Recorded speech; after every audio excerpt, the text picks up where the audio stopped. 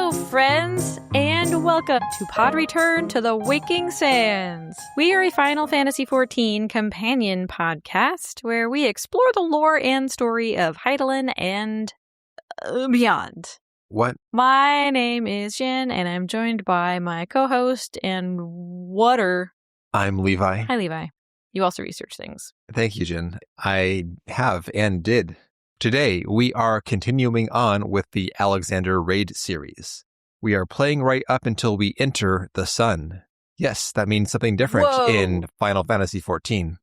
It's PG. Oh my god. Yeah. Jen, what happened last time?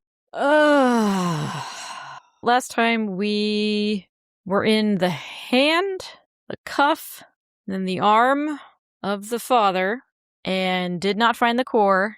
And Midas did not find the thing she was looking for. We learned what it is, was the Enigma Codex. And then the Illuminati are all like being evil and stuff. They're not evil, Jen. They just want to control all knowledge. Right. And oppress those without. And, well, not just oppress those without, but doom them to like an apocalypse, basically. Only if they don't fall in line with the Illuminati vision, Jen. Aren't you paying attention? I guess not. I don't know. It seems so much worse in my head. No, well, I mean, for some reason. That's catastrophizing for you, Jen. Yeah. Just got to see things from their perspective. Yeah, you're right. I should work on myself. Well, speaking of work, today is good. Today we are on to part 4 of Gordias, the burden of the father. We are going to be going all the way through to the sun, as we mentioned, but there is a surprise twist partway through. At least for our editor. Oh, really? Yes. I don't know what you're talking about. You will. Great. So, we did the things that Jen said, and we are going to shut down the Alexander core with Midas' help. But first, we must face the Manipulator. This is the final raid on the Gordias raid series. The Manipulator is responsible for controlling the lesser constructs inside Alexander. You could call it the Trash Master. This is a chunky castle-like quadrupedal robot perched upon 4 kind of medieval guard tower-looking legs with battlements on top. What? Just the way that your brain like screeched to a halt when I said that. I was like, are you correcting me? No, that was wrong. That is not how it goes. Good. Quadruple. No, incorrect. Quadruple. Jen, who are the people who helped us in this fight? We had Nimue Shiden as, what is that symbol? Paladin? I feel bad because they had like sound issues during the whole thing and they were probably saying amazing stuff that would have been helpful, but we couldn't hear them, which is a bummer. Also had Nykthos Star as Black Mage, Netheria Vetros as Summoner, Aroki Fanon as our Scholar, Griff Srif as our Gunbreaker, Aki Maho as Red Mage, and then I was a Dragoon, and Shu was Astrologian, his favorite. Yes, my favorite. Exactly. Goodness. Well, thank you, Jen, for that. That's who was with us. We cleared the fight on normal difficulty on minimum item level. For the rest of our slot, we worked on the Savage version of the same fight, which was pretty fun. In general, this fight is about switching between the legs and the core of the Manipulator. You can't skip leg day here, Jen. Nope. I was going to say, we tried. We didn't try. We were on it. We were doing leg day. You have to beat up a leg, which will then cause the central part to become vulnerable for a time. Then you switch to another leg, and so on. There are 2 legs in normal mode and 4 legs in savage mode before you can finish off the boss. Periodically throughout the fight, the off-tank gets sucked off into a separate arena elsewhere in Alexander to go kill ads by themselves before they're able to rejoin the fight.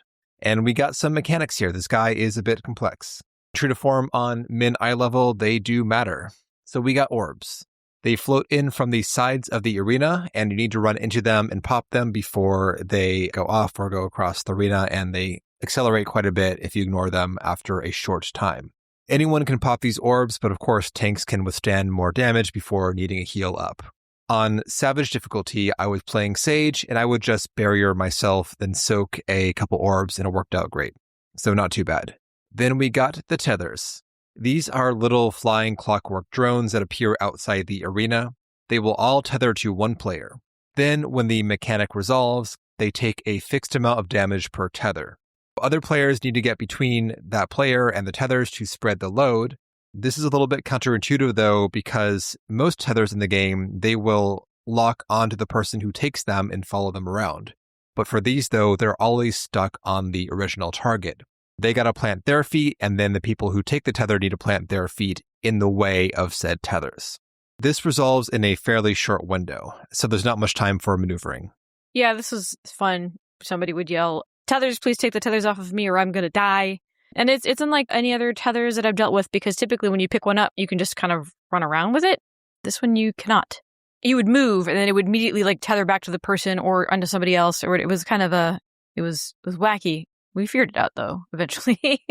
There are 3 tethers in normal mode and 5 tethers in Savage, though 2 are dummy tethers, which don't do damage. If you have a couple on you, you're rolling the dice. Maybe you're lucky, maybe you're not. That's weird. It is weird. I mean, they're not that bad. You could have 5 people take them, but whatever. Right. I'm wondering if it's there to fuck up people's positioning, maybe. So you have to figure out. Can you tell which ones are the dummy ones? It's weird. It is. I'm assuming they're trying to minimize the amount of damage coming in. Maybe the healing economy was different in the game version where this came out, where you can't just AoE heal once or twice and top everyone off. I don't know. Because the damage going out is the same, except for the Savage adjustment, of course. The damage sources are also the same because of the dummy tethers. It's a bit strange, I agree. In current content, this would just be 5 damaging tethers, but whatever. Yeah, who cares? Anyway, after that, we get ads. These were our main problem in both normal and Savage. We wiped them once in normal mode, as I think people are used to just focusing on the boss, ignoring ads when you play on normal synced. However, in min eye level, if you don't burn them ASAP, they will explode and they will just wipe the party or pretty much do so. So you gotta kill those ads before they kill you. And on Savage, these guys are even more fiddly. There are 2 types of ads. You got the yagged or jagged dolls. I assume yagged, but I don't know. Anyway. I would say almost jagged, but there's no E in there. It's I know. Jagged. Jagged? We'll call them jagged. Sure. Jagged up.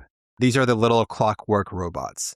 And a Straff doll, which is a big clockwork robot. He appears in the center. Now, in Savage, you cannot kill the jagged dolls. If you take them to 0 hit points, they will revive at full after a short time. So what you do is you bring the jagged dolls near the Straff doll, which causes them to explode for raid-wide damage, which is proportionate to their current HP. A full HP jagged doll is essentially a wipe. So what you do is you DPS down the jagged dolls until they're mostly but not all the way dead, then you bring them near the Straff doll to detonate for less damage. Even then, you can't do this too aggressively because the damage is still significant for a couple of them stacked up. So you need to stagger the detonation so healers can top off the party or the raid before the next one detonates. This was very tricky for us, and you have to do this mechanic a lot, 3 times per pull pretty much if you're doing it successfully. And we ran on Savage with normal item level synced with Echo, which I think in this case was a disadvantage because what seemed to be the problem is that with the gear and power creep since this raid first came out, we did too much damage to the ads and it was difficult to get them down low but not kill them. Yeah, because we didn't coordinate, and we needed to do this, is coordinate. One person needed to take one jagged and get them down to 20% or whatever, because everybody was just running around going for the jagged, and suddenly they were taking way too much damage. And then there was no coordination as far as walking them across the arena to get to the Straff. If we were hardcore gamers, we'd be all right, person A, go. I mean, we'd have go. positionals, and they would be okay, if the jagged pops up in your quadrant or whatever, then you're in charge of that. Yeah, that do. But even so, with the mandatory AoE damage baked into many abilities, such as Summoner, for instance. Ugh. Even then, you can't really control necessarily where it's popping out to. If they are low in health, they will die in one more hit. Yep. What would happen oftentimes, we would have one die on the way to the Straff doll, and then they would revive at full hit points near the Straff doll, then pop off and wipe the raid. Or the Straff doll also went down very quickly too. Then there would be a couple of Jag dolls which we couldn't kill that would last until the next ads phase, and they would maybe be too close to the Straff doll, then pop off at full health and kill us then. So very fiddly mechanic, ultimately made more so by how easily we could kill them. At least easily we could knock them down, but not perma-kill them. That was the main thing that we wiped on. Still like only a few times. We only did this for like 40 minutes, not like we were beating our heads against it. True. But either way, though, this was like the top killer for us during this run. Also on Savage only, there's a fun mechanic, in my opinion, where one of the legs will begin to vent steam. And someone has to use a stun ability on that leg, or it'll blow off said steam and do like a heavy damage hit and MP down to the players it hits. So a fun way to keep stun alive even on Savage. Sweep the leg. Yeah, indeed, Jen. On normal mode, there's one other tricky mechanic, which is Judgment Nissi, or Nissi, I don't know. On normal, this only targets healers, I believe, but on Savage, it can be any player. You get a Decree Nissi A and Decree Nissi B debuff on different players. And never the twain shall meet, or you die. What you do, ideally, is designate portions of the arena for those players to be in so they don't accidentally cross the debuffs. Streams, yes. Yes, they're not streams, they're debuffs, Jen. Oh, I see. I get you, though. Anyway. Thanks. And on Savage, though, you can spread this debuff around like a plague. If you touch someone, you pass the debuff on to that person. One so of those. We had to do some social distancing here to make sure we did not blow ourselves up big time with this thing. We are pros. What we did not do, Jen, because we did not know, is that you need this debuff to be active until the final phase. If we were doing this like hardcore, we would have people designated to juggle the debuff to keep it going until the final phase happened. Oh, holy shit. Yes, which we did not know because I had 20 minutes of crunch time before this to prep, and I did not get through all the mechanics. And again, we only did it for 40 minutes. And that too. Which brings us on to the final real Savage mechanic, Royal Pentacle. This comes up during the final phase once you have defeated all 4 legs and are trying to burn down the main body. We got here once, and we were so close to getting a synced clear, but true to form in Savage, a BS mechanic comes up in the final moment which you cannot sight read and require coordination and planning to overcome. Mm-hmm. So we were dead from the start. And we did not make it back here again to work on it further before we ran out of time in our window. The Royal Pentacle is a circle of markers that appears in the middle of the arena, or perhaps a pentacle of markers. Oh, goodness. These are called steam regulators, but they look like glowing orbs essentially, some red and some blue. Coincidentally, they match the debuff colors of the Nissi A and Nissi B. You have to have people with the matching debuff run through the regulators to destroy them. Except that, unsurprisingly, you get a vuln up debuff when you hit one. So you cannot just hit all of them. Right, yeah. That's why we only saw this once. Thankfully, well, we did not know what to do, period, when we saw it. Yeah, we were just like, that seems bad. What do we do? Oh, we wiped. Soak 'em. Oh. This is thankfully a Savage-only problem, but the correct way to handle the mechanic is to have a couple players step in who have a Nissi decree up still, and they pop a orb each, then they pass that debuff onto a new player, and they pop an orb until all orbs are popped. Except bear in mind that the different colored Nissis cannot touch one another, so you've got to circle around this fairly small pentacle of markers while not touching one another and still popping your corresponding colored orb. Yeah, that's some Savage bullshit right there. And you have 20 seconds to do so before they pop off and you wipe. Destroy. Yep. The guide I found recommended to say, fuck it, have a couple players pop sprint and hope that the server ticks a line for them to eat 2 orbs each before they die, and then just res them afterwards. It's like, fuck it. Seriously. Too fucking fiddly, just res them. Yeah, who bring cares? dead strats. Indeed. That's what Party Finder will call it today. Alexander Savage. Yeah. Elmo. We've got Hector Strats D down. Brain Dead. This is the Brain Dead. Brain Dead. Yeah. I kind of miss it. I do not. I know. I was hoping that we could tank invul and cheese this, but no guides I found said to do so, so I'm assuming that will not work on these. I didn't think it was going to either. I was down to try it, but we never saw it again. So. Nope, we did not.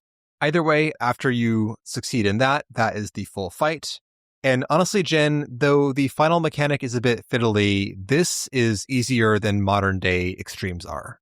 This was so much more straightforward and readable and just less punishing, no body checks. Yeah, I mean, you can still we got hit by, some Jagdolls and whatnot, and we didn't immediately die, which in modern day Savage, you mess up one mechanic, it's over. Well, modern day extremes, Jen, is what I'm saying. This is easier than extremes. Oh, yeah. No, yeah. Because even extremes have multiple body checks these days, which drives me crazy, and I'm sick of it, but... Yeah, it'll destroy a run if you fuck up. Yep, Yeah, but here, except for the decree at the back end, or I guess the royal pentacle at the back end, there's no real, you have to lock in and do this thing within a tight window or you dead type thing, period. It's mostly about just playing well consistently and being careful, but you can make mistakes.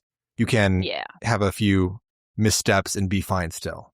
So anyway, that was a lot of fun. Thank you all for running with us. I had a good time trying that fight. Yeah, we're probably going to do some actually going in and doing synced Alexander Savage runs just for funsies. Yeah.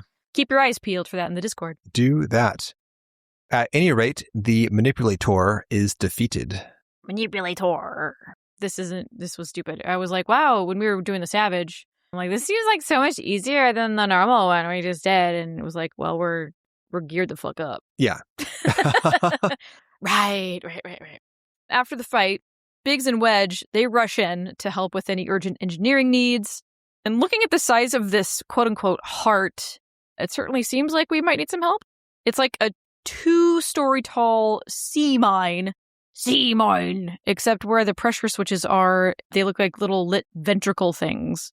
With ease, Midas climbs to the top of the heart, opens up a control panel, goes boop, boop, boop, boop, boop, boop, boop, boop, boop, and then a few seconds later, the irregular sections of the heart crack She open. does like a dodge roll off it. It's so dorky. She's like, boop, boop, boop, I know, boop, and then boop, she just like, hacking the planet. Yeah, and then, tuck and roll. Yeah. It's pretty impressive. She's still a lithe young woman. You could just jump down. It'd be faster. She could have, flavor points. Flavor points indeed. Yeah, and then so the heart then just like cracks open in half basically, and it reveals the core in the middle, and then a few seconds after that, it just powers down. Suddenly, Quick Thinks flies in on a floating platform, and apparently the unwise Uplanders know more than he assumed. Maybe I shouldn't underestimate them. Then he gets a message via Link Pearl. It is before eyes of Gabi? Good. Do not fail. Illuminati have no use for failing Gabis. So it seems like this missing piece thing that they've been looking for is within their grasp. It certainly isn't the core, because he doesn't seem to care at all that we were there, that we turned it off. It's almost like they planned for this. Oh, shit. Well, Midas notices that the 2 flunkies constantly at Quick Thinks' side are missing. And the thought enters Big's mind that perhaps they use this distraction to their advantage and are heading to Idleshire. And we rush back. I do want to comment that Quick Thinks is on his floating platform with his cat buddy. The vacant eye cat buddy. Cat buddy is always with Quick Thinks. They are peas and carrots. Sure. Okay, great. I'm glad we agree. I rarely see those together, Jen. I think you may need to update your lingo, but... Like peas and carrots? What? Every time you get a vegetable medley, there's peas and carrots. You get a chicken pot pie, there's vegetable peas and carrots. medleys all the time, Jen. If you're middle class child of a blue collar family and they buy a bunch of canned vegetable medleys. You're a child no more. Peas and carrots. Come on, everybody knows peas and carrots go together. You find them in all sorts of shit. Like pot pie. Vegetable medleys and pot pies. Correct. But not on a hummus plate. No. Where you may find carrots, but no Probably peas. Not peas. Yeah. I don't know. We'll look into it. Okay. Well, at the short stop, nothing seems to be amiss on the surface. There's no chaos. There's no smoldering ruins. However, Midas tells us that Round Rocks, she's the actual victim here. Her entire hoard of treasures has been stolen, and she is inconsolable. Dry those tears, little one, Sid says. And he tosses an unconscious Illuminati thief, Gabi, on the ground, which is upsetting to everybody. Biggs is standing next to him, and he's carrying all of Round Rocks' crates full of her stuff. So they had a feeling that Quick Thinks would send a few goons to ambush, so they ambushed the ambushers. They didn't end up finding whatever it was that they were sure Round Rocks had. What did they think she had that couldn't be found within Alexander? We don't know. And then Round Rock says, What if bad Gobbies want most favoritist treasure of Round Rocks? One that is safe with Uplanders. And then she points to a small contraption sitting on the ground not too far away. This is the decoding machine we used to decipher the Illuminati transmissions from way back when. Wedge is like, oh my god, you mean the glowstone Otis borrowed? Of course! And they couldn't find it because it was still installed in the thing. So Round Rocks opens it up. She holds the crystal in her hand and it starts to glow. And it suddenly like projects an image of a cog emblazoned with some strange symbols, and it starts rotating and it looks very fancy. And Mide is like, oh my god, that is a fragment of the codex. This must be the missing piece that the Gobbies, or rather the Illuminati, are after. So no doubt the Illuminati are now going to be out for blood. And Sid is like, we'll keep an eye on it. It's going to be cool. So Round Rocks, it's all like, wow, you guys are really, you Uplanders are pretty nice. Not at all like what what we were told. I don't know. We're protecting her. We're protecting her shiny junk. We're protecting her community. She also has made like a super fast friend in Mide. And she asks Mide, did you always love whirly-gogs and biddy-bobs? And Mide says, well, not like you, Round Rocks. My love, he adored the things. Jin is touching her scar, but not saying that Mide touches her scar. My scar. I reached up there because I'm going to say it after I read the quote. I see. Scar touch. It's called method acting, Levi. I know. I want you to say, I'm touching my scar.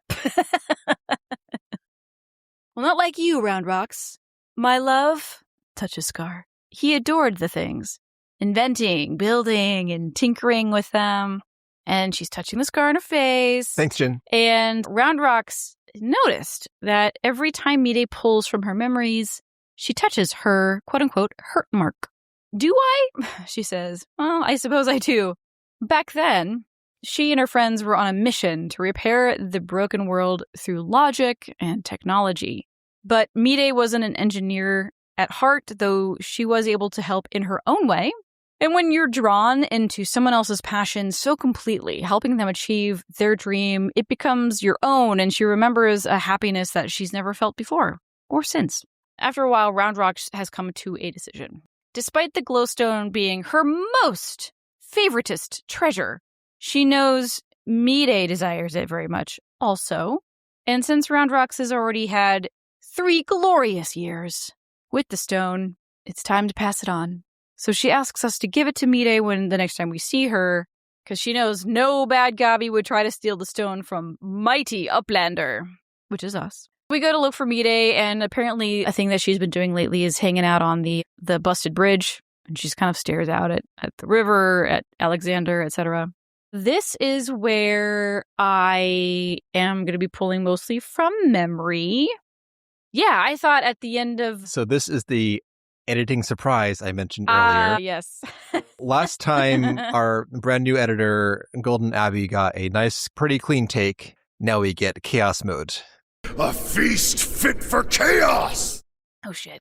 Oh, shit. Oh, shit. But honestly, don't let us hide our shame. Rather, my shame. If it's messy, it's messy. Anyway, you were saying, Jen. We had to shuffle some stuff around because we have to front load.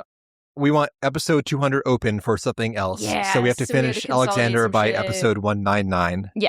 So Levi was like, all right, on this next leg, we're doing, the 4th fight and then everything up to the next unlock.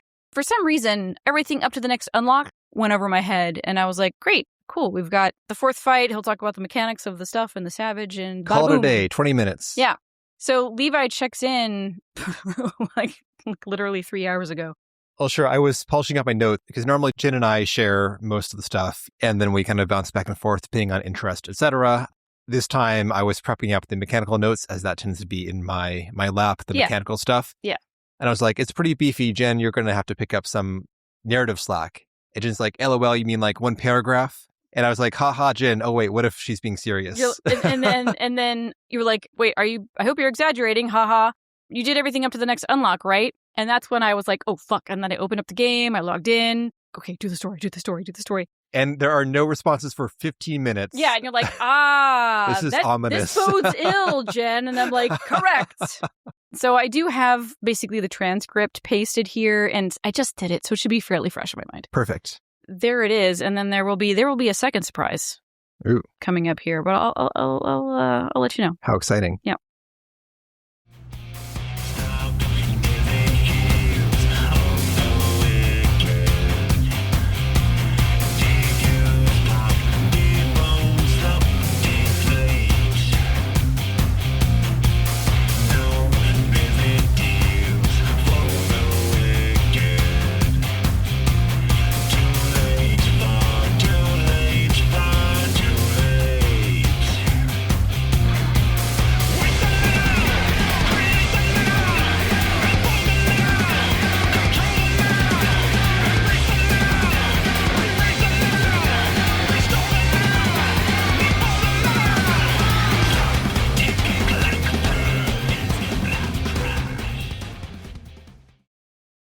have just left Alexander after having defeated the Primal. We have disabled the core.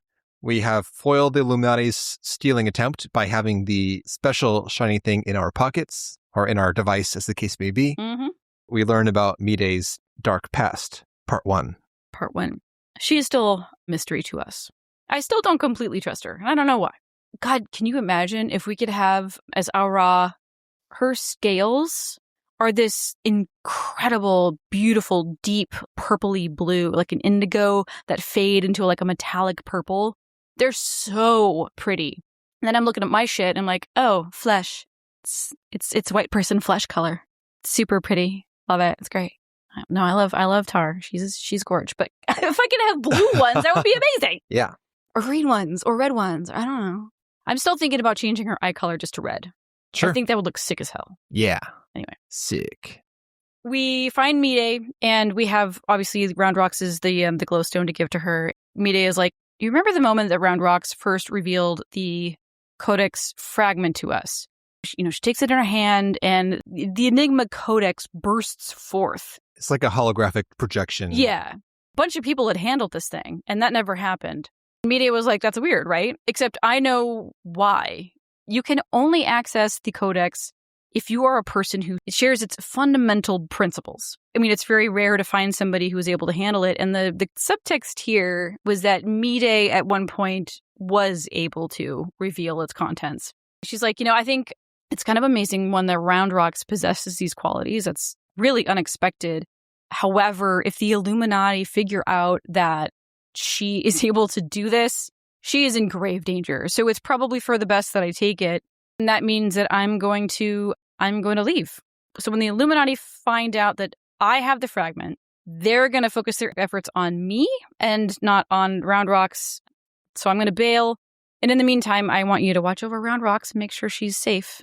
Well, obviously, she's our sweet little baby sister now. So she takes it in her hand, her bare hand, and nothing happens. And she's like, well, just as I thought, no longer worthy. And then Backrix shows up. And he's like, hey guys, Wedge is looking for the Uplander. It's kind of an emergency. We need you to come back to the shortstop right away. So there's a moment here when Mide walks off and Backrix just silently watches her go. Is he suspicious? Is there a history there? There's something up. That's all. That's all we get out of that.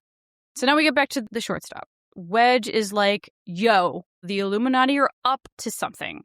Y'shtola said that Alexander is now starting to draw huge amounts of ether from the land. They're trying to rev it up.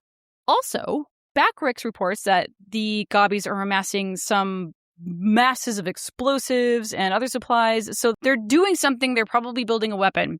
What we are going to do is, well, I have devised a plan that will allow us to take them unawares.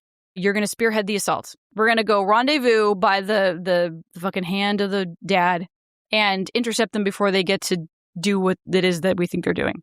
So we're hanging out there, and Y'shtola shows up. It's Biggs, it's Wedge, and then Sid and Y'shtola show up, and Biggs is all like, holy shit, it's Y'shtola. And she's like, yeah, etheric disturbances of the scale need my personal attention. And probably she needs a break from Matoya, to be fair. This is bad. This is the kind of etheric suck-up that threatens the entire world, basically. She's here because of that. And then Sid's like, well, okay, yeah, that's a problem. But we also have been watching the Illuminati, and they're up to some bullshit, and we are here to intercept them and whatever other thing that they're trying to do. And now Wedge is like, all right, now it's my turn. Allow me to introduce my newest and perhaps most astounding invention, the Electro Jammer 3, first of its kind. And Biggs is like, yeah! And there's applause, and Wedge is beaming from ear to ear, and the rest of us are like, if it's the first of its kind, why is it the Electro Jammer 3? We're all thinking it. Speechless with astonishment, I see. Yes, as well you should be. The high-frequency waves emitted by this device will interfere with any and all enemy communications, making it impossible for them to coordinate an effective defense. Cool. All right. So Sid has this look on his face that doesn't fill me with confidence, to be honest. I'm sure he has all the confidence in the world with his little engineer, but... Except now. All right, so you're going to turn this on. The Illuminati are going to be like, oh god, we can't talk to each other, oh my god. And then Warrior of Light and pals will be able to ambush him. Okay, that sounds great. Now go ahead. So Wedge turns the thing on, And it starts to like go wom wom wom and it starts crackling. But then it starts crackling. This is becoming kind of like a big problem. It looks like it's going to explode and create a huge crater in the earth where we're standing. And it kind of does. There is a bit of an electronic pulse that's quite big, and it seems very dangerous. We're all still standing, thankfully. Biggs is like, bro, is this supposed to happen? You fucking what? Wedge just has this big smile on his face. So yes, all of this was expected. He could have warned us. Until Alexander starts moving again. Now his left arm starts emerging from the depths with lots of like psh and steam and such, and it crashes on another piece of land just outside the barrier, exposing yet another hatch on its left hand. And Biggs is like, holy shit, you've woken it up. And Y'shtola is like, no. That's kind of all it did. It did kind of stand up out of the water a little bit, but it is still very much within the bubble. And Y'shtola is like, okay, just the left arm. Wedge, do you think your device is responsible for this? Was this supposed to happen? And Wedge is like, it's not my fault. And Sid thinks this is hilarious.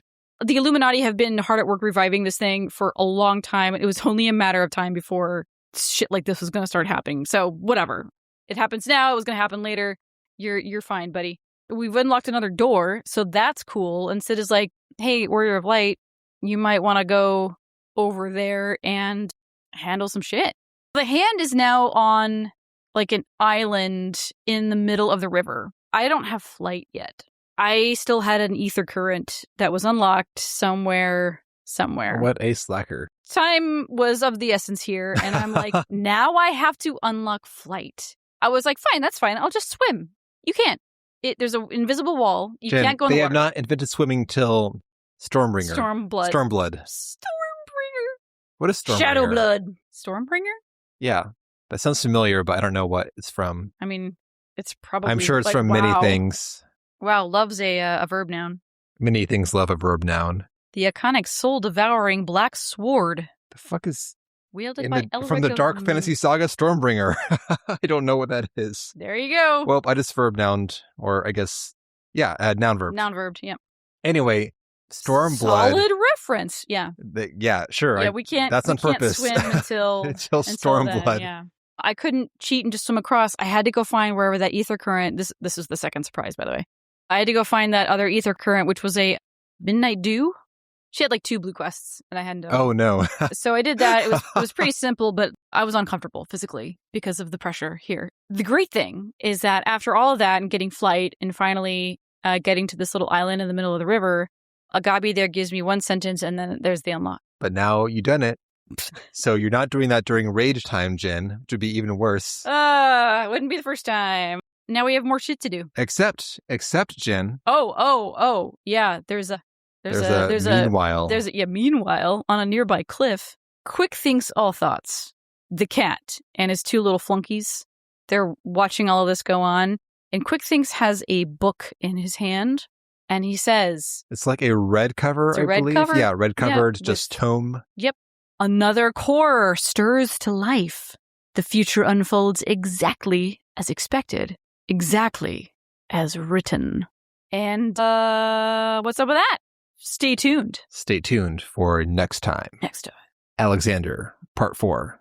The second arm. Fisting the sun. There it is. Well, Jen, if we had not said nothing, I doubt anyone would know because it was an excellent recap. Thank you. And I could not tell the difference between that and like a normal Jen summary.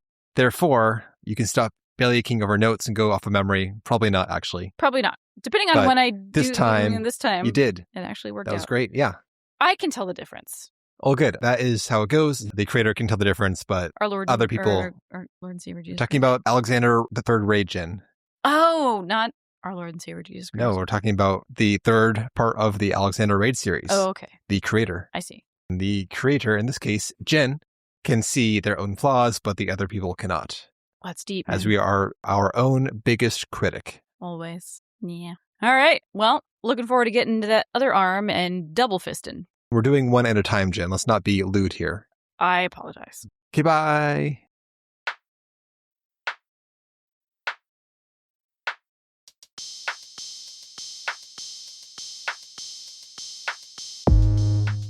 And that will do it for today's episode. Thank you all so much for listening. And stay tuned for next time when we go, oops, all fists. If you want to get in touch with us, you can at podreturnffxiv@gmail.com. We're at the same tag on Blue Sky. Check the show notes for our Discord information and a link to the official pod t-shirt. And if you would like to join us for some of the Alexander Savage stuff coming up, the Or Discord normal. or the normal, go to the Discord. You'll find that stuff. I guess last but not least, our patreon.com/podreturnffxiv. We have a couple of tiers there for $1 or $2 a month. For $1 a month, you get access to our episodes on the seasonal events from 14. We talk about the tabletop RPG, we talk about Mahjong, we talk about, I don't know, kind of any other random shit. We do have guest speakers on there sometimes, so check it out. For $2 a month, you get access to all of that stuff, plus our bonus series that we do monthly called Sightseeing Log. And we play other games. Levi's played Final Fantasy XI, and I'm currently playing Final Fantasy VI for the first time. And it's exciting. So check it out. With that, we hope you enjoyed the episode. Have a good day or night, and we will see you next time.